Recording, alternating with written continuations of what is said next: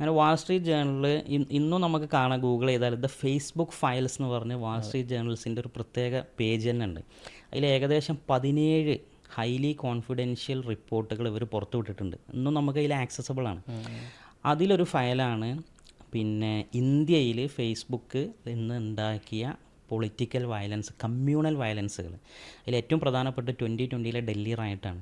2020 ഡൽഹി റൈറ്റിൽ 53 പേരാണ് മരിച്ചത്, 36 പേര് മുസ്ലിംസാണ്. അപ്പോൾ എങ്ങനെയാണ് ഇതിനെ ട്രിഗർ ചെയ്തതെന്നുള്ളത്, ഈ 2020 റൈറ്റിന് ശേഷം ഫേസ്ബുക്ക് പിന്നെ ഇന്ത്യയിൽ യൂസേഴ്സിൻ്റെ ഇടയിൽ ചില റിസർച്ചൊക്കെ നടത്തുന്നുണ്ട്, പഠനങ്ങൾ നടത്തുന്നുണ്ട്. ഈ പഠനങ്ങളുടെ റിപ്പോർട്ടെല്ലാം ഫുള്ളി നെഗറ്റീവാണ്. പക്ഷെ അതവർ പുറത്തു വിടാതെ അകത്ത് വെച്ചിരിക്കുകയാണ്. ആ റിപ്പോർട്ടാണ് ഇവർ ഫയൽസാണ് പുറത്തേക്ക് കൊണ്ടുവന്നത്. അപ്പോൾ അതിൽ പറയുന്നുണ്ട്, അതിൽ ഹിന്ദുസ് പറയാണ് പിന്നെ ഞങ്ങളെ അവർ കൊല്ലും, കാരണം ഞങ്ങൾ ഭയങ്കര അപകടത്തിലാണ്. അത് പിന്നെ ഞങ്ങൾക്ക് നിരന്തരമായി ഇൻഫോർമേഷൻ കിട്ടണു. ഞങ്ങളുടെ സ്ത്രീകളെ ബലാത്സംഗം ചെയ്യാൻ അവരുടെ ഖുറാനിൽ പറയുന്നുണ്ട്. അവർ പിന്നെ എന്താണ് ലവ് ജിഹാദ് നടത്തി ഞങ്ങളെ പെൺകുട്ടികളെ കൊണ്ടുപോവുകയാണ്. അവർ ഭക്ഷണത്തിൽ തുപ്പിയിട്ട് ഇവിടെ ഫുഡ് ജിഹാദ് നടത്തുന്നുണ്ട്. കൊറോണ പരത്തിയത് അവരാണ്. ഇങ്ങനെയുള്ള ഇതാണ് ഇവരുടെ അടുത്ത് നിന്ന് വരുന്നത്. മുസ്ലിംസിൻ്റെ ഭാഗത്തു നിന്ന് പറയുന്നത് ഞങ്ങൾക്ക് ഇവിടെ ജീവിക്കാൻ കഴിയുമോ എന്നുള്ളത് പേടിയാണ്, ഞങ്ങൾ അത്രയും സ്കേർഡാണ്. അപ്പോൾ എങ്ങനെ ഞങ്ങൾ ഇങ്ങനെ ഒരു വയലൻസ് നടക്കുന്ന സ്ഥലത്ത് ഞങ്ങൾ ജീവിക്കുക.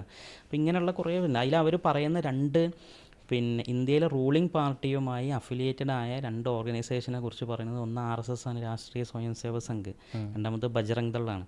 അപ്പോൾ അവരുടെ കുറേ ഇവർ ഫേസ്ബുക്ക് ഇൻറ്റേർണലി പ്രസൻറ്റ് ചെയ്ത സ്ലൈഡുകളടക്കം ഇവർ പുറത്തു വിട്ടിട്ടുണ്ട്. ആ സ്ലൈഡിലടക്കം ഇവരെ RSSൻ്റെയും ഇവരെയും പിന്നെ പേരുകളുണ്ട്, ഈ സംഗതികളെല്ലാം എഴുതിയിട്ടുണ്ട്.